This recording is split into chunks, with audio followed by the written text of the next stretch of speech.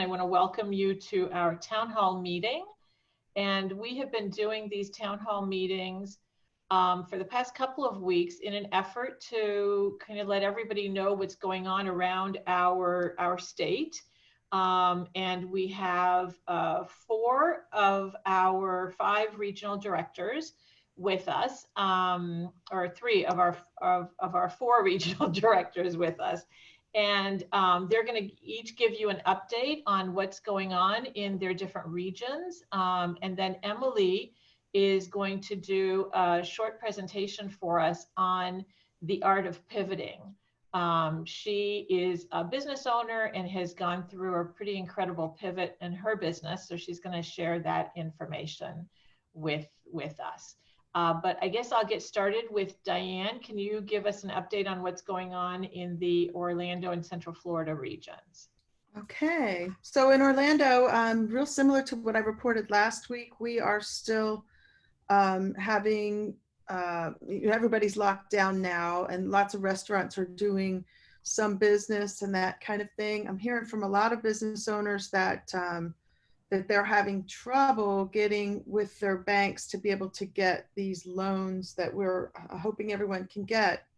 So, the loans that turn into grants from the federal government, and then also the loans from the state government, or the grants from the state government. So our attorney, Kat Losi, who's one of our, I don't know if Kat is on the call, but she's been with us on almost all the calls, and she is fielding a ton of calls. She got together a group of 40 attorneys here in Orlando, and they're helping all kinds of businesses to try to apply for these things. So I know everybody is applying, and then, just kind of waiting to see whether they get the financing to continue.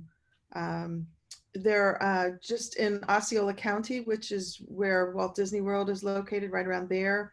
They just started an order, I want to say it was yesterday, saying that everyone has to wear a mask now out in public. I don't know if you guys are hearing that in any parts of the state where you are, but everyone who goes out has to wear one. So we don't have that right here in Orlando yet, but I imagine that's coming, little things like that. The other thing I wanted to brief you guys on is that last week with Go for the Greens, we had a webinar that was sponsored, co-branded with our WBEC Florida, that we presented it about how to do business with UPS. And this is basically virtual matchmakers that are taking place. So we have a matchmaker session that's all set up kind of in the background, and you can ask questions during the webinar, and then you can be participate in these matchmakers afterwards. That went very well last week, and as soon as this call is over, right at 2 o'clock, there's like the grand launch of the premiere of the video of that is on the YouTube channel. So I can actually put that in the chat room if you want, in the chat part, so people know. But that's a really good thing. And then this week we're doing Moffitt Cancer Center, so another partner of ours, of WBEC's. So this is all free for all the participants, and designed to help not only our people here in Florida, but also in other parts of the United States and North America. So that's what we've been doing. Yeah. Mm-hmm. Yeah, and let me just reiterate what a great resource it is, and what a great partnership we have with the Go for the Greens Foundation and the conference they do every year. So we have corporate sponsors for years and years that keep coming back to the Go for the Greens event because of the type of education that we do at the conference, as well as their opportunity to meet with some highly successful, very creative WBEs. And this is an effort, these weekly meetings are an effort to kind of keep that going and to give you direct access to some of these great sponsors. So you really want to participate in these meetings. You don't have to do the matchmaker meeting if you don't want to. You can come in and listen to the presentations, and you're going to get some really great insight on what's going on with these different corporations, what they're looking for, what they're not looking for, and anything that they have on their plate for the near future. That's what they're sharing, as well as some insight on how to do business with them. So I really encourage you to participate in these. As Diane said, they're free, and they're you know, really, really great resources. And I keep saying, and I'll say again, the best way to build a relationship is for people to see you on a regular basis. So you really want to attend these meetings, and then you know, take advantage of the chats in these Zoom meetings, and just send a note saying thank you to the sponsors, because that's how they come back, and that's going to get you recognized as well. Okay. All right, so next let's ask Joanna. Can you give us an update on what's going on in the Tampa Bay area? Yes. Hi, everybody out there.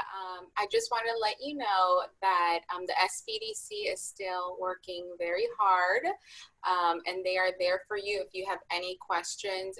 We have been displaying Yanina Rosario's email address, and I will put it up there for you again. If you feel like you're having a hard time with the application process, with filling out documents, it doesn't hurt to get advice on how to do that. And the best part is that it's free. So Janina Rosario is our go-to person and our partner. And I will share her email again for you guys.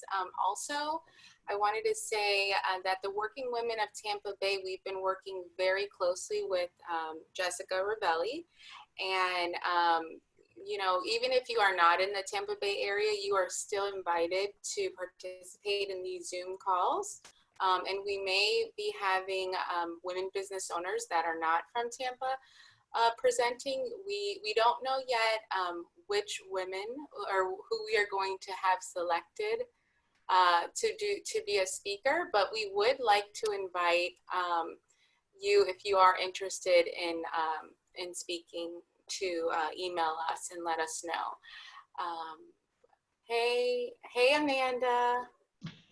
Hi, do you mind turning off your video? Yeah, sorry, okay. And yeah, and stopping the video, just press stop video. Okay. Yeah, she was having a hard time finding the link, so I just sent, okay. Also, I quickly just emailed her our link. Sorry about that. I don't know if there's a way, Nancy, as the host, to correct that. Yeah, I don't know how to do that either. So we're gonna just leave Amanda's pretty face on the screen. She's gone. I think she's gone. Yeah. Okay. So back to Working Women of Tampa. Okay. Hey, Amanda. Okay, let's see if I hit stop video. Okay, I hit stop video, so okay, that'll work. Okay. Right. So you were going to give some examples, Joanna, if you will, of the types of workshops that Working Women of Tampa Bay is doing, because I've attended a couple, Joanna has attended a couple, and we really invite you to listen in on these workshops. The price is good. It's between $15 and $25, I think, a piece for the workshop, depending on the workshop itself. And a portion of the proceeds goes back to the Working Women of Tampa Bay community. Yes, so the type of workshops are going to be like in the technical field. So if you're needing a little bit of help in the Zoom call area, also like marketing, sales, capability. Oh, I'm sorry, not capability. Where is it? Oh, like how to bring in more revenue for your business. There's a lot of different types of workshops that they're having right now. They're kind of leaning towards more of the how you can grow as a business, not necessarily like wellness and health at this time. You're finding a lot of women need help in the technical industry. So that if you are in that field, or if you have used that for your company to grow, like if you have found some interesting tips on Zoom and this is just an example, but if you have found some interesting tips on Zoom that you would like to share, then you can apply to be a speaker and present on that and how it's helped your business grow. So that is something that Nancy and I are working on in the next few days, is trying to get some representation from our women business owners who would like to present for the organization of the Working Women of Tampa Bay. And they have, I believe it was over 700 members. And yeah, and the cost to join is $120 for the year. And so if you're wanting to market your company and your business across to new faces, then that would be one way to do that. Yeah. So I signed up tomorrow. They have a Zoom call on how to use Facebook Live. So if any of you are new to Facebook Live and would like to learn how to use it to market your business, then you might want to check out the Working Women of Tampa Bay Zoom call tomorrow. So Joanna, if you will just put a link in the chat for that, where people can just sign up to attend that Zoom call. I think it's tomorrow at 10 a.m., but she's still accepting registrations. Yes, yep. And I did attend the Go for the Greens webinar that they had, or the matchmaking session last Wednesday. And I just thought, Diane, you all did a great job with that. I saw a lot of women business owners asking questions in the chat box, and their questions were getting answered. You know, they asked specifically, you know, I sell such and such. Do you need this? And it was answered and addressed, and I felt like it was a good use of time. So I strongly recommend signing on to get the newsletters for Go for the Greens. I don't know if Diane, if you want to put the link there to sign up to get the newsletters, so that you can be put on for the next meeting, so that you have a chance to check it out and see if it's something that you're interested in. Okay. Yep. And oh, and I think the last thing I wanted to talk about in the Tampa Bay area, because I know that we have a lot of women businesses that are like bigger and might be needing, you know, assistance in some areas, and just to reach out to one of us also and let us know, hey, do you know someone in the field that makes this or this, or that needs such and such, because we are a community and we are here for each other. So if there's something that you need, we can always look to see if we have that amongst ourselves. I know, for example, if you are, you know, in the tier 3 or tier 1, 2, and 3, we can have the tier 1s reach out to the tier 3s, and the tier 3s reach out to the tier 1s. I was just thinking that, you know, as a community, we should, of members, we should also be looking within and see how we can help each other. Yeah, and that's a great point, Joanna. Thank you for bringing that up, because a lot of times people join a WBEC because they're looking for corporate contracts, right? And there is a big opportunity. There are lots of big opportunities for you if you concentrate on working with other women-owned businesses. And I don't know if Terry Hall is on the call, but Terry Hall is one of our WBEs in the Tampa Bay area. She's been certified with us, I believe, since 2005. So long time. And Terry has done, I want to say, over 3,000 projects with women-owned businesses. And so as a member of WBEC, don't just put all your eggs in the corporate basket, right? Look out to other WBEs. And as Joanna said, if you're a large WBE and you need suppliers, we've got a ton of suppliers that we can put you in contact with. So please reach out to us and let us know what kind of products or services that you need. And if we can't find someone in our database here in Florida, we will find you someone in the national WBEC database. There's, you know, that's the whole point, right? Is we're promoting each other and we're promoting access for all of our members to all sorts of opportunities. Great. Yes. So Emily, we can't see you anymore. Are you still with us? I'm here and I hear, let me see what's going on. I don't know why it just disappeared off the screen. Can you hear me? Yes, we hear you. Yeah. Okay, good. Let me just do this. Let's see. Okay, there here you we are. go. Okay. All right. There you are. Okay, so why don't you first give us an update on the Treasure Coast and Palm Beach County areas, and then I'm going to ask you to talk a little bit about how you pivoted your business. Okay, well, for the Treasure Coast specifically, this isn't just really for the Treasure Coast, but it's an emergency bridge loan program for the state of Florida that has been recently shared with me at the SPDC. And it's an opportunity, it's separate from the SBA loans and so forth. This is specifically for the state of Florida, where companies can apply for an emergency bridge loan. And there's certain requirements, and I think one of them is you have to have at least 2 employees and not including yourself as the owner.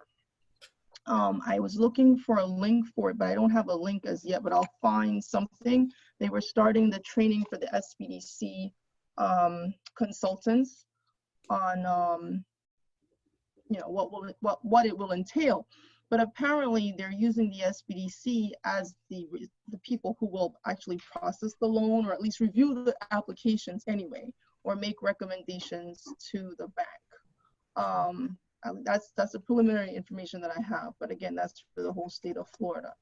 And as far as my region, I don't have any major report on the Treasure Coast right now, but I will start to prepare them now that I know that that's what's needed. But I can say though, just on a human scale, a lot of people are tremendously impacted by obviously the corona, and the food crisis here is pretty strong. We have our food pantry, the Treasure Coast Food Pantry, which normally distributes food to churches and different places to redistribute food.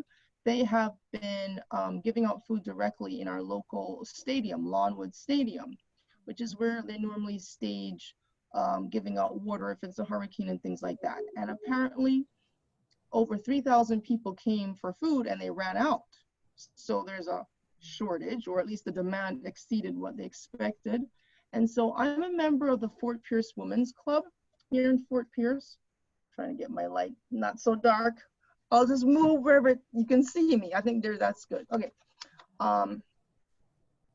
Anyway, so the Fort Pierce Women's Club is the oldest civic organization in St. Lucie County.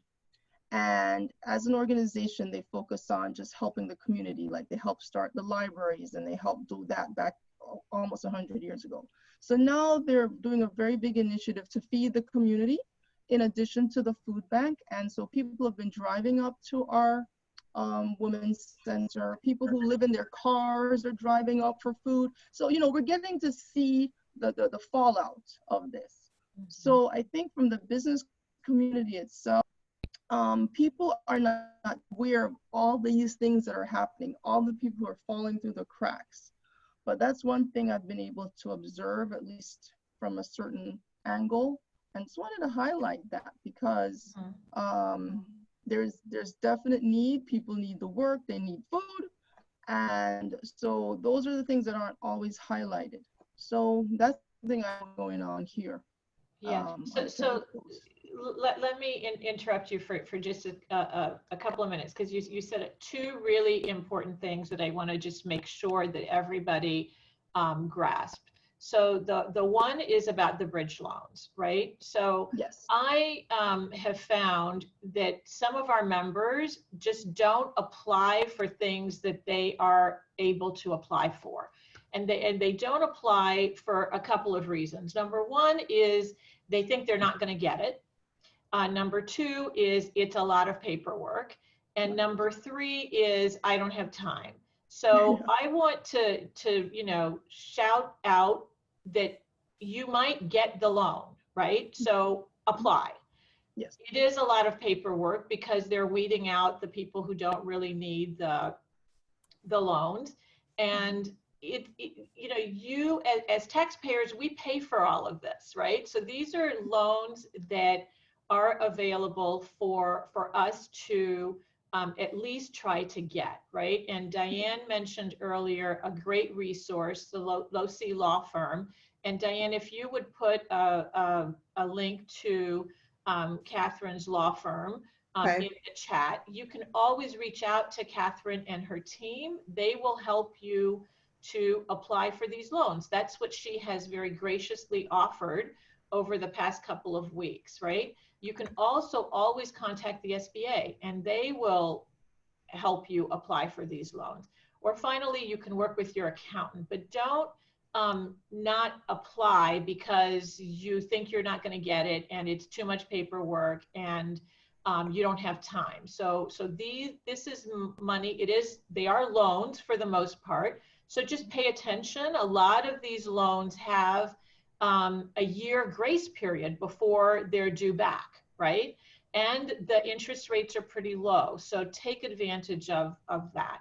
The second thing, Emily, that you mentioned, which I think is something that a lot of us don't think about, is about the food pantries and how this crisis is really affecting the people in our own communities. So you as business owners, please reach out to your employees. If you've had to let any employees go, reach out to them and see how they're doing.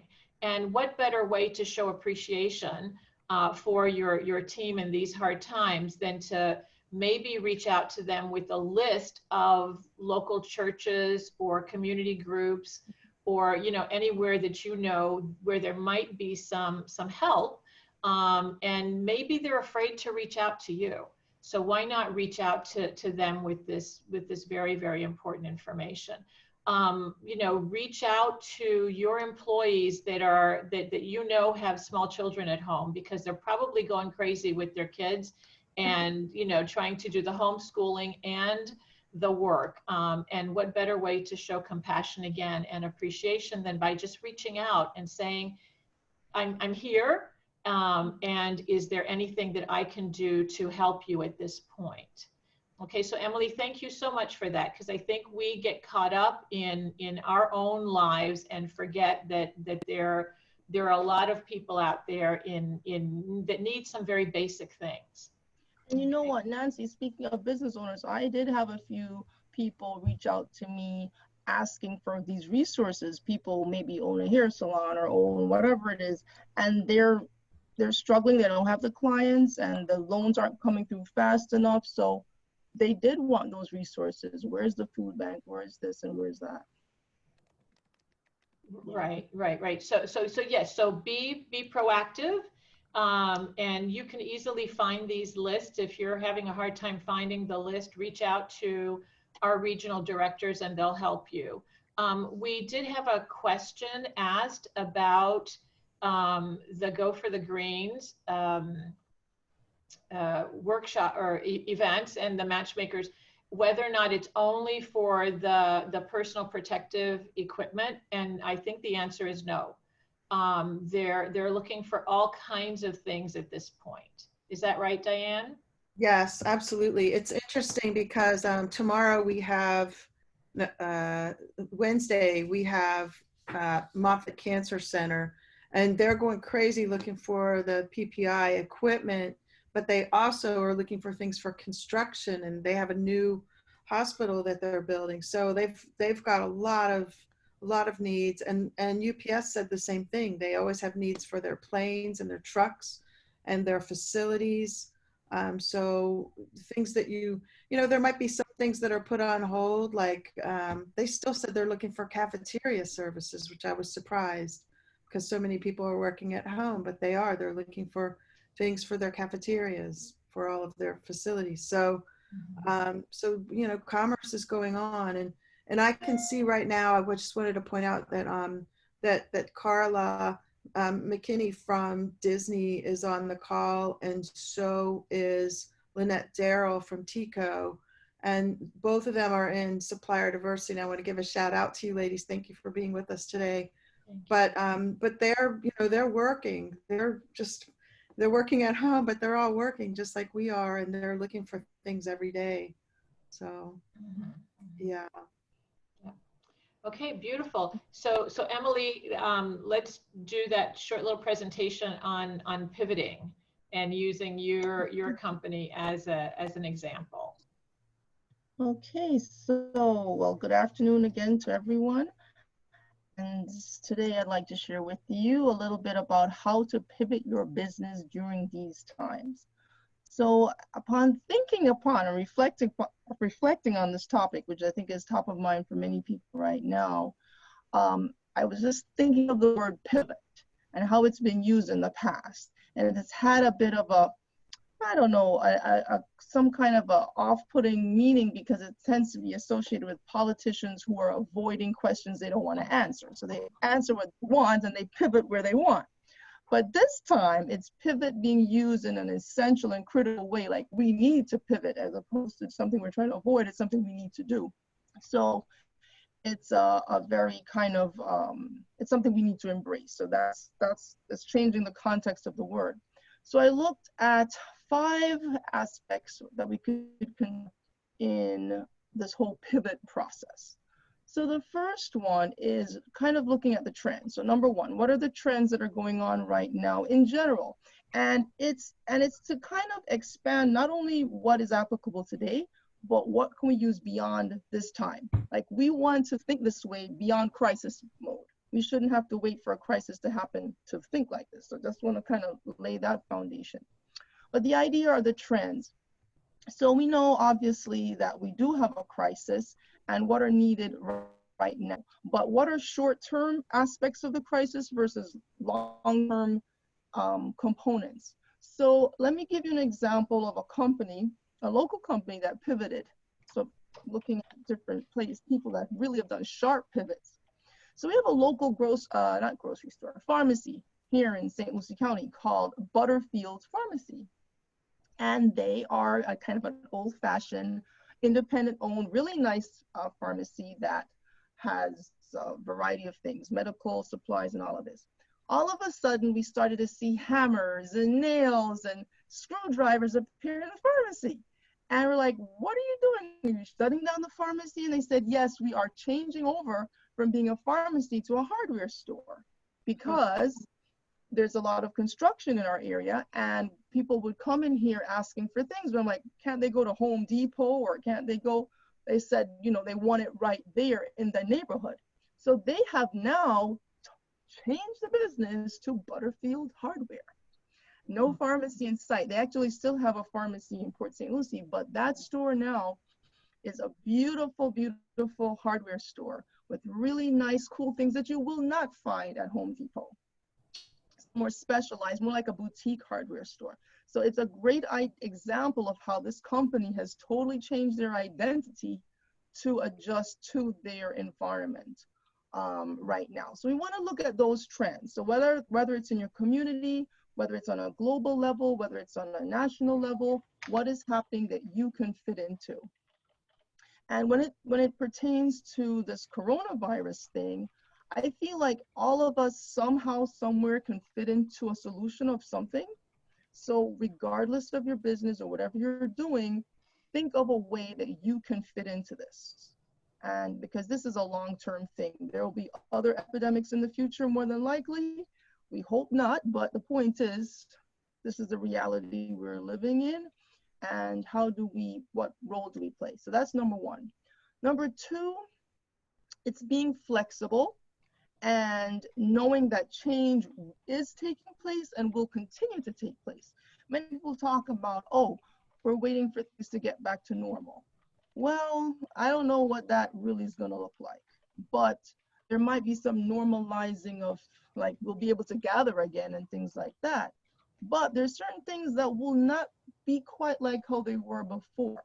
So I think we need to accept the fact, kind of like with 9/11 and going through airport security. It's never the same again. We'll never be able to just run to the plane again. So it's that flexibility of thinking and not being rigid and being yearning for the past, how things was, and you're stuck there. Just accept that we're moving forward into a new era right now. That kind of leads me to number 3, which is accept the change. So number 2 is number 1 are the trends, number 2, be flexible, and number 3 is accept the change. Stop fighting it and find your role in it. And also realize that it's not necessarily a bad thing that things are changing for your business. It might be the best thing that could ever happen to you. And kind of know the scripture that says out of evil comes good. And unfortunately, despite the tragic situation, there are a lot of opportunities. So we want to be open to those and try to take advantage of them. Number 4 is to try to identify not only immediate customers, but long-term customers. So for example, there may be a need for a specific product right now, but what could be needed in the future? Or would that same customer, could they use you in the future, or do they need you today? And try to think through that strategy a bit, because then that will give you a bit more longevity. And instead of just reacting, we become more proactive. So we're reacting now, but we want to build a proactive strategy. So try to identify those entities that you could build a long-term relationship with. And also, might I add, that even that may have a short-term need, and you might not immediately see a long-term future, that doesn't mean that one may not develop. So you have to be creative in how you might want to propose things to them or suggest a future relationship. So just being very present with them, I think, is good. And listening for what their needs tend to be, or trying to anticipate them. And along with that, identifying the long-term customers, you also want to look for customer groups.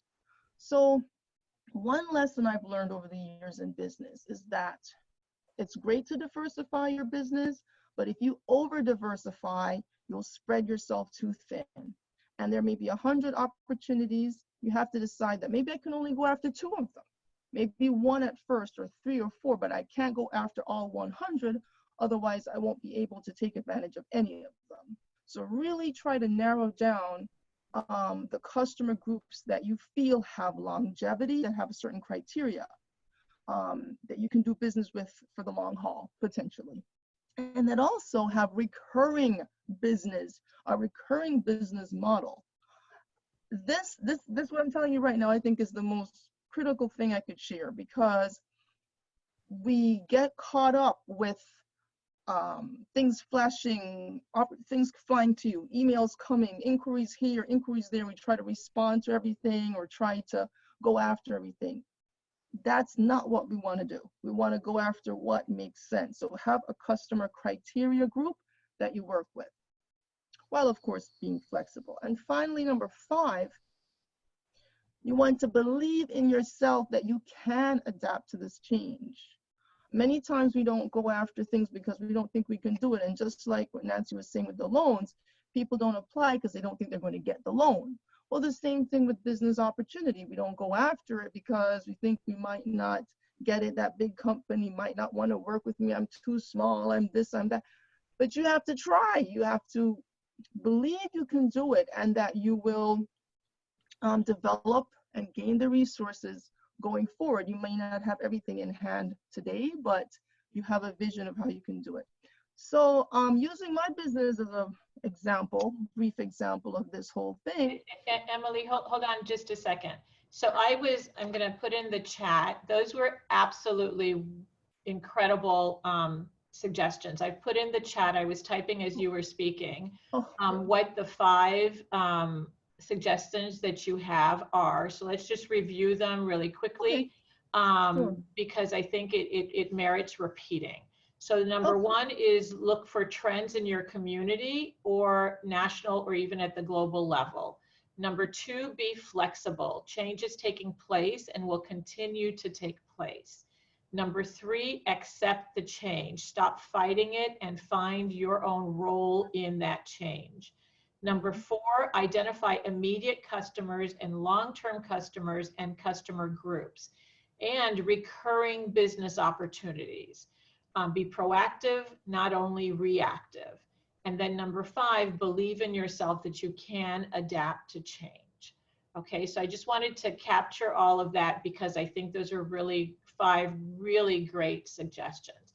So now let's talk about your own business. Just give us a little bit of background on your business, what you were doing, and what you are doing now. Okay. Well, my business, Kasoori, my sister and I started this. It was a class project many years ago to design stylish laptop bags for women. And this was in the late 90s, early 2000s. And at that time, there weren't a lot of choices. So we started at, my sister designed a bag and people were interested in it. And that kind of launched our business idea. And we did very well for many years. We sold to Apple, Sony, all those types of companies. We produced our products in Asia, in China. I've been to China several times, visiting factories and so forth, and being very familiar with the production process. However, not so much needing to do production here in the US because it was being done in China.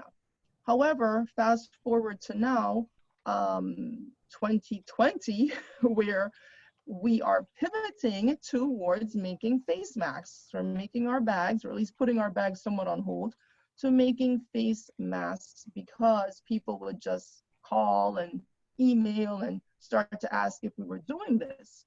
And actually, a friend of mine came over, he said, "You have got to make face masks right now. We're going to get the fabric today." I'm like, okay. So we were thrust into this thing the past 2 weeks. It was very adamant that we do it. And our friend had the vision. He's someone who's known our business for many years. And he said, "This is something you need to do. You can do, and you need to do." And that encouragement, going back to what I was saying earlier, believing that you can do it. And we know we can sew them. My sister can sew almost anything, but to do it at the scale that's required. So what's happened, fast forwarding 2 weeks from just making it for people who are individuals, we're now having companies and hospitals asking us to make their masks. And so, of course, that's a whole other level of production. So we've had to put into operation a whole infrastructure kind of overnight, calling on our experience doing business in China, remembering how they set things up. We're setting that up for ourselves. We're interacting with people, kind of creating a bit of a cottage industry, and Nancy has been very helpful, sharing suggestions and insights on this process, kind of reaching out to people who can sew, have the skill sets, and putting this system in place. So that's what we're doing. I'm kind of living it, so I can identify with it and understand what it takes to do it. And I'm thankful to say that we were able to get the material, source the material. We're able to start cutting the material and so forth. And now we have sewers starting today sewing. So that's how we're pivoting. Yes, awesome. Exciting.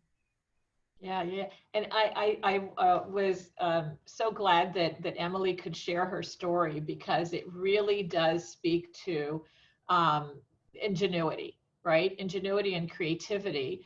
And yes, she has a product, and many of you probably don't have a product, you have a service, but you can take these same 5 concepts that Emily highlighted and look, within your area, within your service industry, what is going on? What are the trends, right? How can you be flexible, looking beyond who your current clients are and who you might be able to create a strategic alliance with, right? So in Emily's instance, she is creating strategic alliances with people in her community that sew. She put out the word. I saw her little note on Facebook. And it was very to the point. Do you know how to sew, and are you interested in making some extra income? And she got, some feedback and some people interested who called her.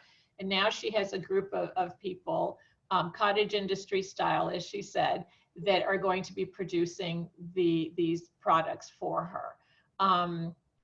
Within a service industry, can you pair up with someone who's in a related industry? To your own service, right? And the corporations tell us all the time they love strategic alliances. There is a certain way to set up a strategic alliance, and maybe at some other point we can do a mini workshop on looking at how you can easily create a strategic alliance. But there's great opportunity if you combine your efforts with the efforts of someone who is doing a product or a service similar to yours. And that reminds me too, and Joanna spoke to this earlier, that now is the time to set yourself up as a second tier or a third tier provider. Reach out to the corporate representatives and let them know, I'm a woman-owned business. I'm a woman-owned business and I'm a minority-owned business. I'm a woman-owned business, I'm a minority-owned business, and I'm certified to do, business in the state of Florida. The more certifications and connections you have related to setting yourself apart, the better, right? And let our corporate partners know that you are interested in second tier and third tier opportunities. I would really recommend that at the Go for the Greens, the next workshop that Go for the Greens does, that you just type that into the chat, right? Moffitt Cancer Center, Desiree Hansen has been a friend of WBEC Florida and a friend of Go for the Greens for many, many years. And she very often reaches out to us and says, I'm looking for a supplier who can help one of my primes. So on, next week or this week on Wednesday, when Desiree is making her presentation, put in the chat, this is what I do. Here's the service or the product that I have, and I'm interested in second tier opportunities. So I think that's really, really important at this point, right? So creating strategic alliances is key. Emily, can you speak to how you developed the relationship with the hospital? How did they notice you? Well, this is interesting because, as you know, I also work with the SPDC, and over the past few years, I've developed a lot of relationships in the community, kind of just networking and going to events and meeting people. And I actually got a call from one of my contacts at Florida's Career Source. And if you're familiar with Career Source, but it is a state agency that helps people find jobs or trains them for opportunities. So this gentleman, he called me kind of out of the blue and said, what are you guys doing with your business, this and that, the other? And I told him, well, we're kind of starting to make the masks. And he said, that's great to know. I actually have a board member who is a major local hospital, and I'll let them know. Well, the next thing I know, I get a phone call from the COO of the hospital saying they need masks and what is our ability or capacity to produce. And so that is what I was pretty straightforward with them, letting them know what we could do and by when. And we've been doing that. And I would say one of the key aspects of working with like a larger entity who wants large quantities, you have to have very, very clear and tight communication. There mustn't a day that should go by that they don't either hear from you, and not just randomly for any old reason, but update them on what's going on with what they're requesting, because they're anxious for what they're asking of you, especially now. And that's the environment we're in now. So their mindset is this is urgent. So you want to let them know that they are your priority, which for us, they certainly are. And communicate that to them, put them at ease, and be quick to respond to them. So let me highlight again two really great and important things that you said, right? First, related to relationship building, right? So you met someone who knew someone who knew someone, right? Because you were out there and you had these contacts. So in your position with the SPDC, you have certain contacts. And I'd like to invite the people listening into this call to just take a minute and look at who are your contacts, right? What organizations do you belong to where you might be able to reach out to them and say, this is what I'm doing these days. Can you introduce me to someone, right? There is, be proactive. Okay, that's one of the tips that Emily gave. Be proactive about using your network, right? Years ago, it used to be called networlding, right? Instead of networking, just looking at the world, the community, and see how can you connect to this person and that person. So that's really, really key. The second thing that you said, which I know that our corporate sponsors always highlight when they're on panels making presentations on how to do business with them, is they would rather know that there's a problem before it becomes a problem. Okay, so the daily communication, as you mentioned, is really, really key. If you're doing business with one of the corporate partners and you had a goal to do XYZ by this time, and halfway there you realize that you're not going to make that goal, right?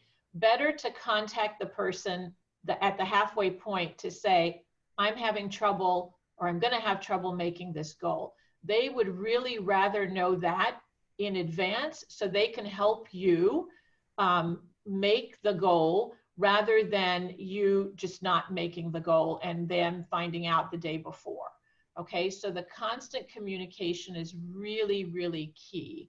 And I'm sure that if you reach out to someone that you have a contract with and keep them up to date on the progress, they might also come back to you and say, you know what, it turns out that I don't really need this at that particular moment, and you get a breather, right? Or it could be that they, at that point, can say, you know, I have someone who can come in and help you, right? I have a second tier or a third tier provider I can introduce you to who can come in and help you. So really, really communication is very, very key. Okay, so thank you, Emily, for sharing that. I've been monitoring the chats, and if anybody has any questions or comments for Emily, please go ahead and post those. And then I'm just going to go. I guess we've got about 15 more minutes, so we're happy to take any questions that you have.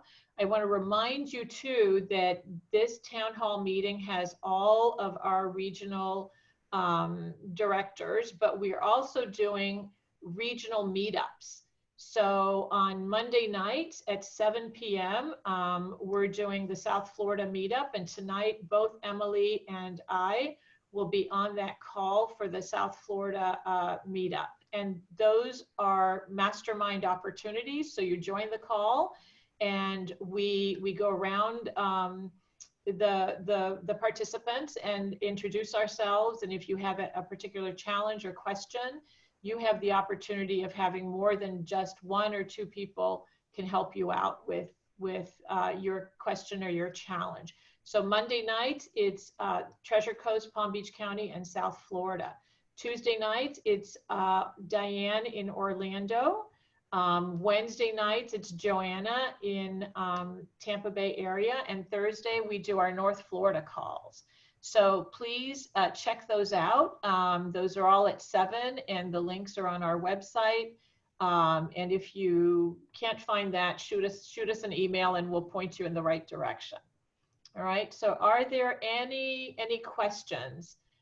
Diane or Joanna, have you we missed any questions? I do. There is one question about what is a second and third tier provider? Oh, sure. Okay, so it's just language that corporations use to talk about subcontracts. So you have to know the corporation, and sometimes a first tier means the prime contractor. Okay, sometimes they use the term prime contractor, sometimes they use the term first tier contractor, right? A second tier is a subcontractor. So let's say that you want to do business with one of the corporations, and they already have a prime contractor who does construction for them, right? You could contact, for example, let's promote Moffitt Cancer Center, right? They're going to be on the call on Wednesday. So you could contact Desiree Hansen and say, I'm interested in meeting your prime, okay? Because I would like to be considered as a second tier contractor to your prime. So in construction, that could be the prime is the person who is doing the building itself, right? The architect. That could be the prime. And then you, as a marketing company, could come in, or as a sign company, you could come in and say, I would like to work with the architect that's building your building. As an interior designer, you could be a tier 2 or a subcontractor to that prime. I hope that explains it, right? So first, you want to know in the corporation that you're targeting, do they call it a prime contractor or do they call it a first tier?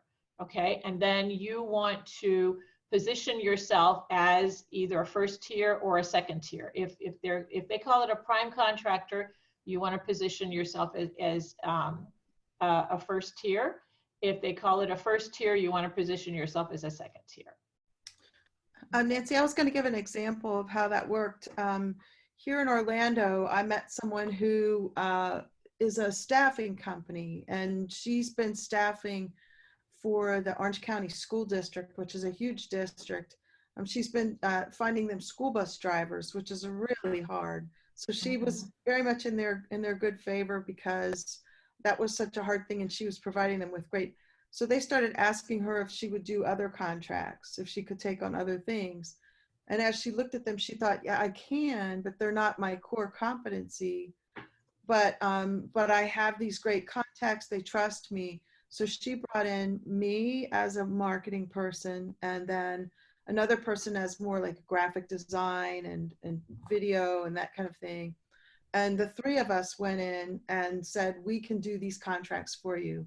So we did 2 last year that were really different, fun contracts. And then this year we have another one coming up that's even more creative, that'll really be fun and test our skills. But at the same time, we know that we can provide this for them because she knows the ins and outs there and knows what their clients and what they're looking for.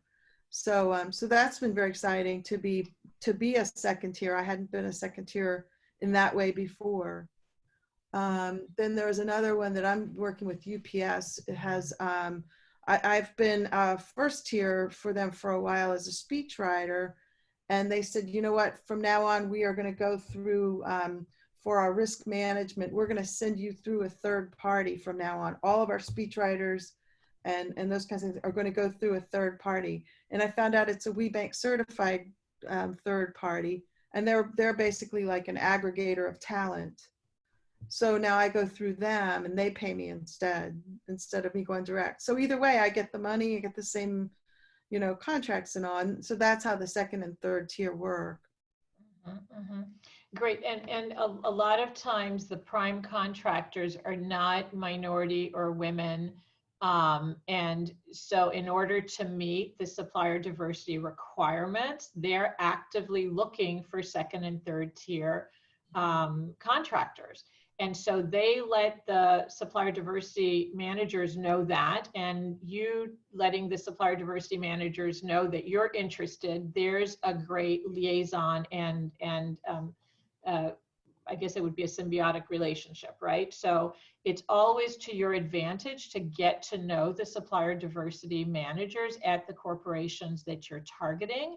And again, to your advantage, just to be proactive, right? That was one of the tips that Emily shared with us. Be proactive. Let people know what you're capable of doing, and that sets you apart. Okay. Yeah. But we'll try to put together something more specific related to second tier, first tier, and all that. I'll try to do that for next week. Okay, I hope that this answers the question, and maybe next week we can come up with some other specific examples. I'll reach out to some of our corporate partners to see if they can give us specific examples of what has worked and what hasn't worked, right? Because we also want to give you, the tips and resources about what to look out for. Okay, so we'll work on that for next week. So thanks for that question. Nancy, if I could just jump in and add something regarding the trends earlier. So people still need the same things that they've always needed. They just need them in different ways. So we still need food, and we still need clothes, and we still need those things. But since we can't go out as we would, obviously delivery services and so on. So I encourage people to imagine their business like, people need what you have, but how do I adapt? And one of the things I know we mentioned last week about being in a virtual space, a lot of people aren't maybe comfortable with just being on Zoom or comfortable like this.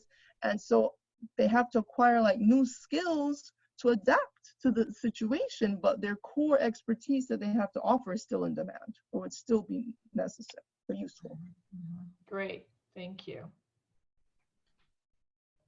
All right, anything else? Okay, so let me remind you again that we have these town hall calls on a weekly basis on Monday at 1, and then we have our regional meetups. Monday nights, it's the Treasure Coast in Palm Beach County in South Florida. Tuesday night is Orlando. Wednesday night is Tampa Bay, and Thursday is North Florida. So we invite you to attend, and you don't have to attend just in your region, okay? If you want to know what's going on in Orlando, jump in on the Orlando call. You want to know what's going on in Tampa Bay, join the Tampa Bay call. I'm a big, firm believer of the more knowledge you have, the better you are. And who knows who you might meet on these calls that you could possibly do a strategic alliance with. Right, so please join us. I'm so happy that I met Bethany the past 2 weeks, who came to the Orlando call. So Bethany, I can see you're on there. We're glad to have you. Yes, yes. It's been fun to meet you. Beautiful. All right, well, thank you, ladies, and thank you, participants. You know how to reach out to us if you have some other calls or some other questions, rather. Please reach out to us, and these calls, we're doing them for you. So if you have a particular topic or question, please let us know, and always know that if you've got the question, 100 other people have the question. And please just take the first step and ask us, and the other people who were too shy to ask us will be thankful that you did, and they'll get their answer too. So thank you very much for participating, and we'll see you on Monday and hopefully throughout the evening meetups. Okay, thank you, everybody.